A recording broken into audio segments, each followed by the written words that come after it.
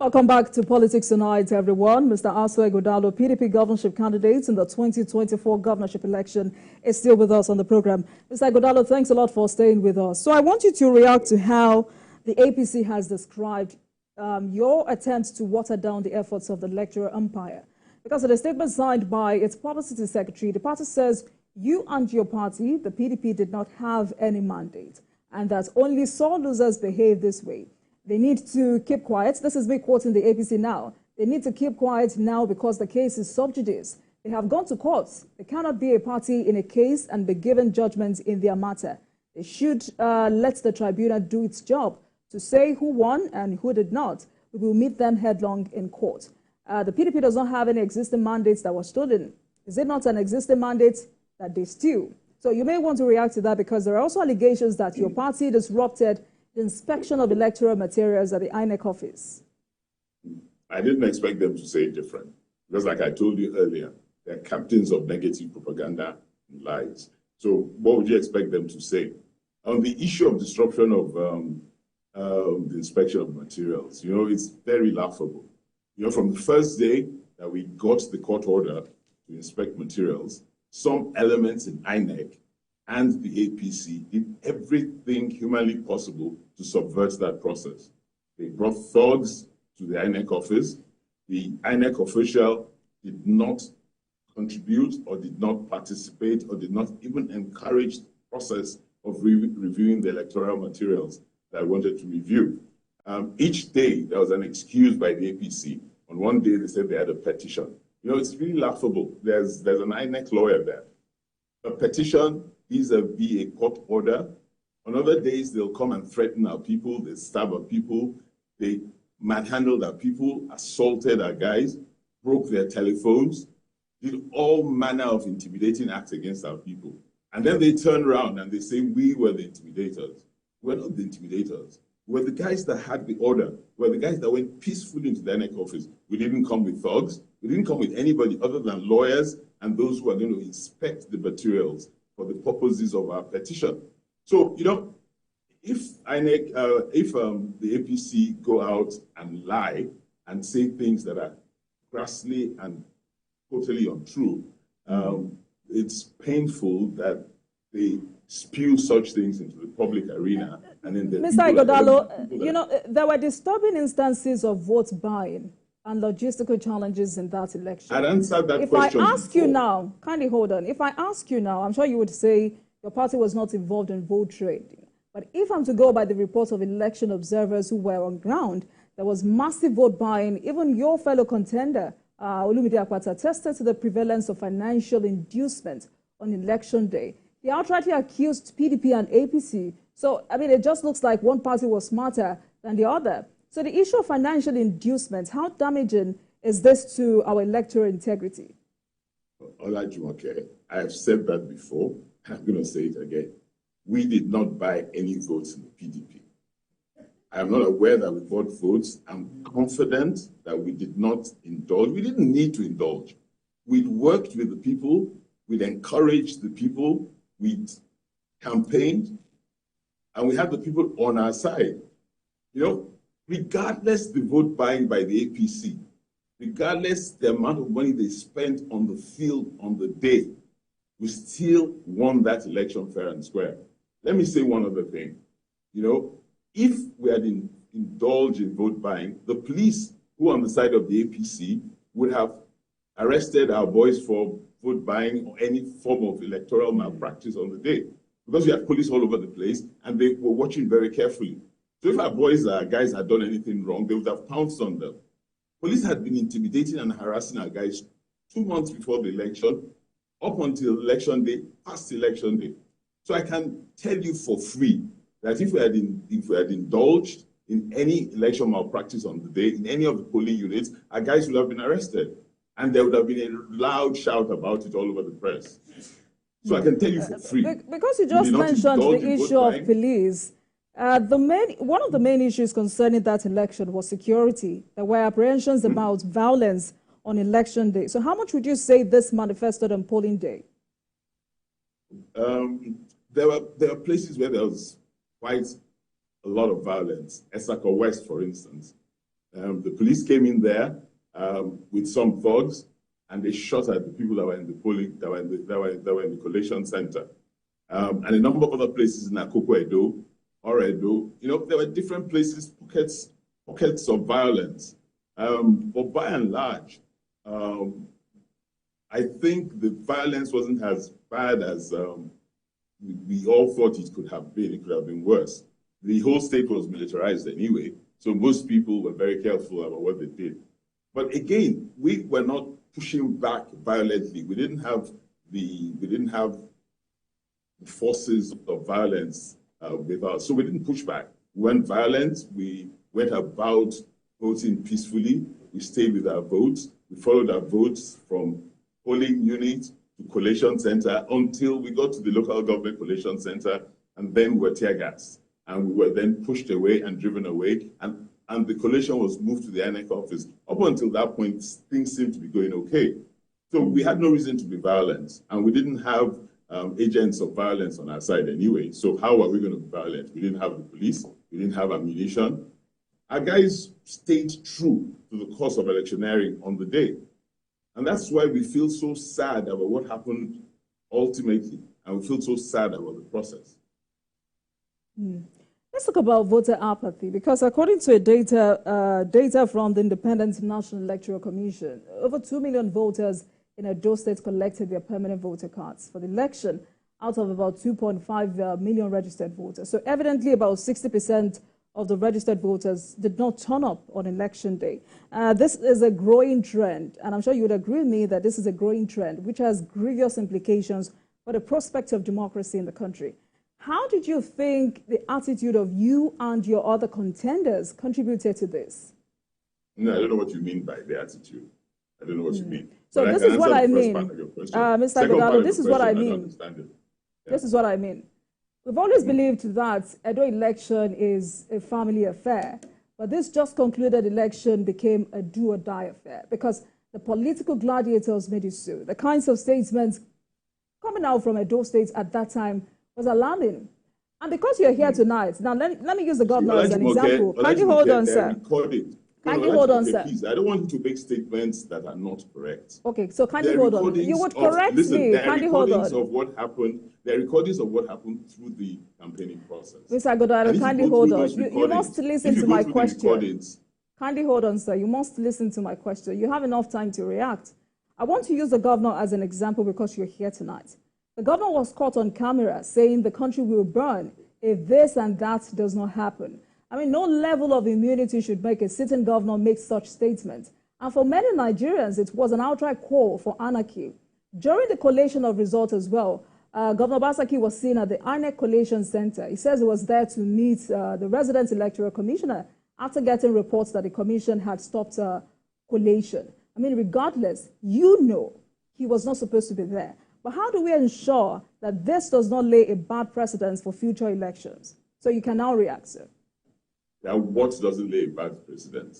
The process that the INEC and the police and the APC followed, that's what was laying a bad precedent for the future of electioneering in Nigeria. That's why if you talk about apathy, which was the first thing you said, people get into that state of mind because they feel their votes don't count. And if you see what happened in Edo State, it further accentuates people's view that their votes don't count. If at the end of the day, after people have spent time voting, guarding their votes, supporting their votes, people just come and announce any figure as the figure that carried the day, then how do you expect people to step out next time to come out and vote? So that's why it's getting increasingly worse, voter apathy.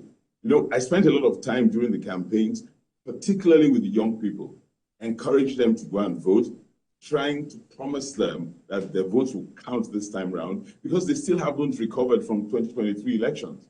And I kept talking to them. And now many of them have come back to me that you promised us that our votes would count. At the end of the day, our votes didn't count. And you weren't able to do very much about it. And really, that's what makes me truly sad. We need to ensure that our electoral process works well. We need to ensure that the umpire is an unbiased and neutral umpire.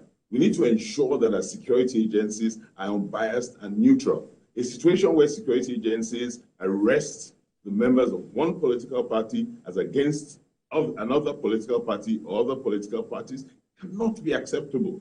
A situation where you use as security agencies to intimidate members of one political party or people that want to vote for one political party cannot be acceptable. So, we need to look at the way we practice democracy coming up to elections. And the point I was trying to make to you was this. All of our campaigns were effectively recorded. If you have time, please take time and go back to our campaigning. APC campaign, PDP campaign, LP campaign, everybody else's campaign. If you see, through the campaigns, I stayed with the issues. I stayed on the issues. I talked about our manifesto. I talked about what we'll do for the people. I talked about moving Edo State from a third world sub-sovereign into a first world sub-sovereign. That's the only thing I talked about. I am the one on the ballot. I and my deputy were the ones on the ballot. And everything we focused on was what would improve the life of the people of Edo State. And that's what we talked about. And we kept campaigning, convincing people. That's all we talked about. Anybody that's not on the ballot can say what they want to say. But we were the representatives of the party for this election. And if you see, through the last 10 months that I've been campaigning for the primaries to date, after the primaries with my running mate, we have not said anything that's incendiary. We have not said anything to heat up the environment. We stayed only on the issues. I hope Nigerians agree with you. But for those who say... but I said, please look at the recordings. Okay. It's not a question of we hope people agree. The proof and the evidence is there. All right. So for those who say the outcome of that election was the repercussion of you and Governor Obaseki underestimating Edo people. They say you were a candidate who didn't have local roots. They called you a Lagos boy. They said you could not even speak your dialect. And some say it was not you Edo people rejected. They say you're a good man and you would make a fine governor only if you were not affiliated to Governor Obaseki. There were also insinuations that your emergence as candidate is Governor Obaseki's third-term project. And it was hypocritical that Governor Obaseki, who had always been against the idea of godfatherism in politics, who had always said, deal with me if I become a godfather, and now has a godson. How do you respond to such statements? Ajumoke. I'd said it before and I'm saying it again. APC are champions in negative propaganda. So all of that came from the APC. When they want to disparage us, when they wanted to disparage me, when they wanted to disparage a leading candidate and a leading party. And, throughout the election process, we were way ahead of the polls, and they didn't know what to do. So they came out with all this negative propaganda and all of these lies. Let me say very clearly, I came into this election of my own free will, of my own volition, wanting to work for the people of Edo State. I won the primaries of the PDP fair and square, went through 15 cases of aspirants and my colleagues challenging me. And by God's grace, I won all of the 15 cases. High court and appellate court. So for me, when the champions of negative propaganda continue saying those negative things that don't truly make sense, I kind of brush them off because I'm focused on what I want to do for the people of Edo State. And I'm focused on carrying my message to the people of Edo State. And I truly thank the people of Edo State. I truly thank them because they heard our message, they accepted our message, and they came out to vote for us in their thousands. So for me, that's the most important thing. People that don't have a message, that don't have a manifesto, that don't want to talk about what they are going to do for the people, other than negative propaganda, I really wouldn't join issues with them, and I wouldn't debate with them. Because we stayed on the issues, I stayed on the issues, and I stayed on my manifesto and what I was going to do for the people of Edo State. And the people of Edo State bought it. So I truly thank the people of Edo State, and I'm really grateful to the people of Edo State. It shows that we're a discerning people. We know right from wrong, and we know what we want from what we don't want. Now, if people that have the coercive power of state now force us to accept what we don't want, then we'll see what happens down the line. But for me, like I said before, I believe that the judiciary remains the last hope of the common man. Most times, the judiciary gets it right. And And I hope this time the judiciary will get it right. But I want us to be realistic, Mr. Ighodalo. In practical terms now, if half of Governor Obaseki's political allies who worked with him in 2020 left, Edo North, which many people call Adams Oshomole's stronghold, with a Philip Shoaibu factor. You look at Edo Central, the votes went into halves and limited votes, by the way. Edo South, where 7 out of the 10 House of Assembly members Obaseki refused to allow them represent their people, came from. The local government elections, which many call a sham. Do you agree with those who say too many factors worked against you in winning that election? No, I totally disagree. Okay. The issue really was this. We went out to the people of Edo State. We carried our story. We carried our manifesto. We convinced the people of Edo State that we were the ones that had something for them. We were the ones that had a plan that was workable. We explained how we would work the plan. We convinced Edo State people to vote for us and to support us. And I think that was the key. If you want to start going into what other people did, the APC shouldn't have gotten 5,000 votes in Edo State, because if you look at historically what has happened since 2015 to date, what has happened in the APC government in 2015 to date, in a normal environment, they shouldn't get 5,000 votes. But we've left that. And we've said, everybody will step out and say to the people what they want to say, for what they want to do for the people, how they want to do what they want to do for the people, and how they will deliver. And that's what we spent our time doing. We were not distracted by any other thing or by any other issue. And our people, and again, I thank the people of Edo State, our people agreed with us. Our people accepted our manifesto. They accepted what we said we would do. They believed in us. They believed in the process we said we would use to deliver. And for me, that was the most important thing. We spent 10 months on the road every day, traveling to the 192 wards, to many units, to all of the local governments, again and again and again. Many markets, many offices, many farms, meeting people home to home, door to door. And that's how you campaign and convince people. You don't go and wait for people at the INEC office and at the police station. That's not going to work. That's not democracy. And democracy is not going to survive if we continue that way. So we need to be able to step back and give our people the opportunity to decide what form of government they want, who they want to govern them. And that's the point we're making. And again, like I said, we filed a petition in court, and we'll take it on from there. All right. So before I let you go tonight, what is your message to the people of Edo State as you navigate through the judicial process? My message is clear, and I've repeated it. First of all, I thank the people of Edo State. I thank them immensely.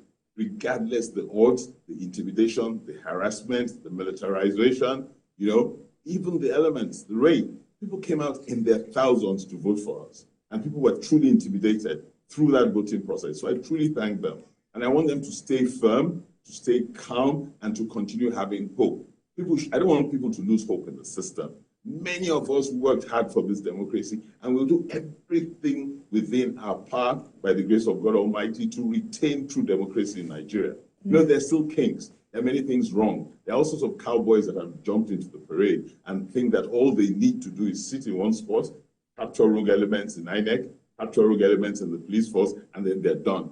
But that's not going to work, and we're not going to let it happen in our country. Over time, we'll keep on improving the system, and by God's grace, we will get it right finally. So I'm confident that the people of Nigeria know what they want, and the people of Nigeria will work assiduously to achieving what they want. And people want true democracy. People want their votes to count.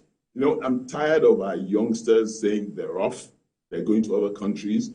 They have to stay here. We have to encourage them to stay here because they are our future. They have to work to improve our country and make sure we move our country into the first world regime. And we need them here.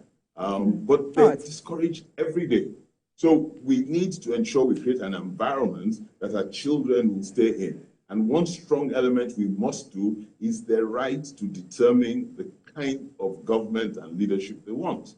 And we'll continue working. I worked hard 1993 to 1998, and I will continue working until I draw my last breath. We must have an effective democratic and electoral process in this country. And by God's grace, we shall. All right. Mr. Aso Ighodalo, thank you so much for joining us tonight. PDP governorship candidate in the 2024 Edo governorship election. And we wish you the very best at the tribunal. Thank you so much. Olajumoke, you didn't hear what I said. I said, please invite me again. Yes, I will. We will. Okay, please, I look forward to more conversations with you. Thank you so much for joining us. Thank you very much. Good night, sir. Take care. Thank you. Bye-bye. And thank you so much for watching, everyone. That's all we have for you on Politics Tonight.